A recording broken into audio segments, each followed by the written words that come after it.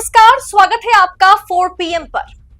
मोदी के इशारे पर नाचेंगे नहीं, चंद्रबाबू नायडू ने मोदी जी को फंसा दिया है। एनडीए अध्यक्ष कौन बनेगा, चंद्रबाबू नायडू या फिर अमित शाह, इसके लिए जंग छिड़ चुकी है। एनडीए वाले मांग कर रहे हैं कि एनडीए गठबंधन को भी अध्यक्ष चाहिए।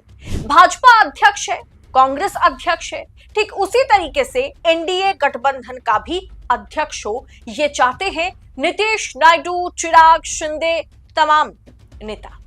भाजपा ने कहा है कि ये तो बढ़िया बात है भाई, जिम्मेदारी भाजपा के किसी वरिष्ठ नेता को मिल जाएगी। लेकिन चंद्रबाबू नायडू ने यहीं पर मोदी शाह को फंसा दिया है। नरेंद्र मोदी चाह रहे थे कि अमित शाह को या राजनाथ सिंह को यह मौका दिया जाए, खास करके अमित शाह को यह मौका दिया जाए, क्योंकि हर डील जो है वो एक तरीके से अमित शाह को ही एनडीए गठबंधन के साथ या बैसाखियों के तमाम पार्टियों के साथ, मुखियाओं के साथ करनी पड़ती है अमित शाह को। इसीलिए अमित शाह को यह मौका दिया जाए। लेकिन चंद्रबाबू नायडू ने यहां पर पेच फंसा दिया है। चंद्रबाबू नायडू ने कहा है कि नहीं, एनडीए अध्यक्ष बीजेपी से नहीं होंगे। मतलब भाजपा के राष्ट्रीय अध्यक्ष भी मोदी शाह चुन नहीं पा रहे हैं, आरएसएस पर निर्भर करनी पड़ रही है मोदी शाह को। अब एनडीए अध्यक्ष भी मोदी शाह नहीं चुन सकते, क्योंकि प्रेशर चंद्रबाबू नायडू ने बना रखा है कि भाजपा में से कोई भी एनडीए अध्यक्ष नहीं बन सकते। एनडीए को अध्यक्ष की जरूरत क्यों पड़ी? अगर गैर भाजपा नेता एनडीए प्रमुख बनते हैं तो मोदी शाह को क्या तकलीफें उठानी पड़ सकती है आगे चल के, सब कुछ आपको बताऊंगी। दरअसल दोस्तों, भाजपा का राष्ट्रीय अध्यक्ष चुने जाने के बाद एनडीए अध्यक्ष नियुक्त किया जाएगा। दक्षिण भारत से एनडीए के घटक दल के नेता ने बताया कि गृह मंत्री अमित शाह और रक्षा मंत्री राजनाथ सिंह जैसे राष्ट्रीय नेता को यह जिम्मा जो है सौंपा जा सकता है। तो चंद्रबाबू नायडू ने सबसे पहले इस बात पर ऑब्जेक्ट किया। उन्होंने कहा नहीं, ऐसा बिल्कुल नहीं हो सकता।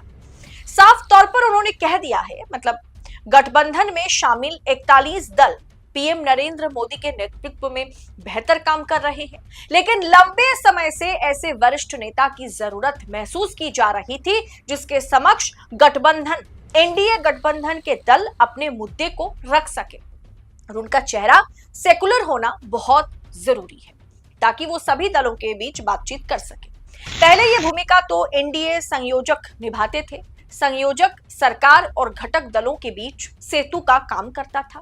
पिछले 11 सालों से एनडीए में, एनडीए की सरकार तो है लेकिन एनडीए में कोई संयोजक नहीं है। अरे भाई, अमित शाह और मोदी जी है, वो एनडीए के संयोजक है। मोदी शाह ही भाजपा के अध्यक्ष है, मोदी शाह ही सब कुछ है, किसी की जरूरत ही नहीं है। लेकिन अब वो जरूरत, मतलब 303 से जैसे ही मोदी शाह 240 पर पहुंचे, वैसे ही ये जरूरत महसूस की जा रही है कि एनडीए को अध्यक्ष की जरूरत है। आखिरी बार विपक्ष में रहने के दौरान जो है ये जिम्मेदारी शरद पवार को दी गई थी, लेकिन नायडू ने साफ साफ कह दिया है कि एनडीए प्रेसिडेंट बीजेपी की ओर से कोई नहीं बन सकता।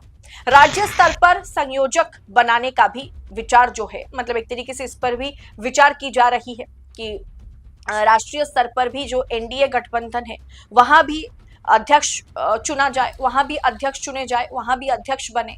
जैसे हम देखते हैं कि प्रदेश अध्यक्ष होते हैं, वैसे एनडीए का भी प्रदेश अध्यक्ष किसी ना किसी को चुना जाएगा हर एक राज्य में। लेकिन नायडू ने साफ किया, वो भी भाजपा की ओर से कोई भी संयोजक नहीं बनेगा। राज्य में सहयोगी दलों में से सबसे वरिष्ठ नेता को संयोजक बनाया जाए, यही प्रस्ताव रखा गया है। खबर थी कि मंगलवार को चंद्रबाबू नायडू और गृह मंत्री अमित शाह की मुलाकात भी होगी दिल्ली में, और इसी मुद्दे पर दोनों में चर्चा होनी थी। लेकिन कश्मीर हमले के चलते अमित शाह को पहलगाम रवाना होना पड़ा मंगलवार शाम को। इसीलिए अभी तक जैसे कि भारतीय जनता पार्टी के राष्ट्रीय अध्यक्ष कौन बनेगा, इसे लेकर के भाजपा आला कमान यानी मोदी शाह और आरएसएस हेड मोहन भागवत के बीच फाइट जारी है। और अब एनडीए को भी अध्यक्ष चाहिए। वो अध्यक्ष कौन बनेगा, इस मुद्दे को लेकर के आला कमान और नायडू के बीच भी जंग छिड़ सकती है। मतलब अंदर अंदर कोल्ड वॉर तो जारी है, क्योंकि नायडू ने साफ किया कि आला कमान के इशारे पर नाचने वाला जो है वो तो भाजपा अध्यक्ष बने ना बने बात की बात है, लेकिन वो एनडीए अध्यक्ष नहीं बन सकते। अब नायडू चाहते हैं कि उन्हें एनडीए अध्यक्ष बनाया जाए, मोदी जी चाहते हैं कि अमित शाह को एनडीए अध्यक्ष बनाया जाए। अब ये इन दोनों में एकदम सीधा मुकाबला है, कड़ी टक्कर है, मतलब भयंकर फाइट है। ये तो आने वाले समय में पता चलेगा कि किनको जिम्मेदारी दी जाएगी। क्या अमित शाह पीछे हट जाएंगे और नायडू को ये जिम्मेदारी दी जाएगी, या कुछ भी पेच फंसा करके नायडू को साइडलाइन अमित शाह करने वाले हैं? क्योंकि वाकई एनडीए को राष्ट्रीय अध्यक्ष चाहिए। ठीक उसी तरीके से भाजपा के राष्ट्रीय अध्यक्ष को लेकर के 16 अप्रैल को केंद्रीय गृह मंत्री अमित शाह के आवास पर अहम बैठक हुई थी। मतलब खबर यह थी कि एक हफ्ते के भीतर भीतर पार्टी अध्यक्ष के चुनाव की घोषणा हो सकती है। बैठक में कर्नाटक, उत्तर प्रदेश, पश्चिम बंगाल, मध्य प्रदेश जैसे राज्य के अध्यक्षों के नामों पर भी चर्चा हुई थी। अगले 2-3 दिनों में करीब आप कह सकते हैं कि आधा दर्जन राज्य के अध्यक्षों की घोषणा हो सकती है। दोस्तों, मैंने आपको यह भी बतलाया था कि ऐसे कुछ राज्य भी हैं जहां मुख्यमंत्री भी बदले जा सकते हैं। लेकिन इस बीच कश्मीर में जिस तरीके से हमला हुआ, उसे लेकर के ये जो समय है, इसे और भी कहीं ना कहीं पोस्टपोन करने की कोशिश होगी। दोस्तों, राष्ट्रीय अध्यक्ष की चुनाव प्रक्रिया जो है वो 20 अप्रैल के बाद कभी भी शुरू हो सकती थी, लेकिन अब लगता है कि उसमें और भी देरी की जाएगी। पार्टी के राष्ट्रीय अध्यक्ष का चुनाव जनवरी में होना था, लेकिन अप्रैल आधा बीत चुका है, मतलब खत्म होने को है। अभी एक हफ्ते के भीतर तो चुनाव का ऐलान नहीं होगा। जाहिर सी बात है, इतना बड़ा देश के ऊपर हमला हुआ है, इतने सारे आम पब्लिक की, आम जनता की मौतें हुई हैं, कत्लेआम किया गया है कश्मीर में। अब इसी के चलते जरा सोचिए कि जेपी नड्डा जनवरी 2020 से राष्ट्रीय अध्यक्ष के रूप में काम कर रहे हैं। पार्टी संविधान के मुताबिक उनका कार्यकाल तो 2023 जनवरी में ही खत्म हो गया था, लेकिन लोकसभा चुनाव समेत कई बड़े चुनावों के मद्देनजर और सबसे बड़ी बात कि आरएसएस और भारतीय जनता पार्टी के बीच जो लड़ाई, जो जंग छिड़ी हुई है, उसी के चलते अब तक राष्ट्रीय अध्यक्ष, भारतीय जनता पार्टी की ओर से राष्ट्रीय अध्यक्ष कौन बनेगा, इस पर मुहर नहीं लग पाई है। ऊपर से अब एनडीए वाले कह रहे हैं कि एनडीए को भी अध्यक्ष चाहिए, और वो अध्यक्ष आलाकमान के इशारे पर नाचने वाला तो कतई नहीं हो सकता। वो भाजपा की ओर से कोई भी व्यक्ति एनडीए अध्यक्ष नहीं बन सकते हैं।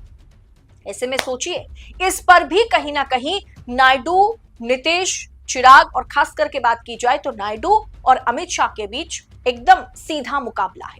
आगे देखना दिलचस्प होगा कि कौन किसके आगे घुटने टेकते हुए नजर आते हैं। फिलहाल इस पूरे विषय पर, इस पॉलिटिकल अपडेट पर आपकी राय कमेंट बॉक्स में हमारे साथ शेयर करें, और ऐसी खबरों को यूं ही पाने के लिए 4 PM न्यूज नेटवर्क के साथ बने रहें। आपसे जल्द होगी मुलाकात। फिलहाल इजाजत दीजिए। बहुत बहुत शुक्रिया आपका। जय हिंद, जय भारत।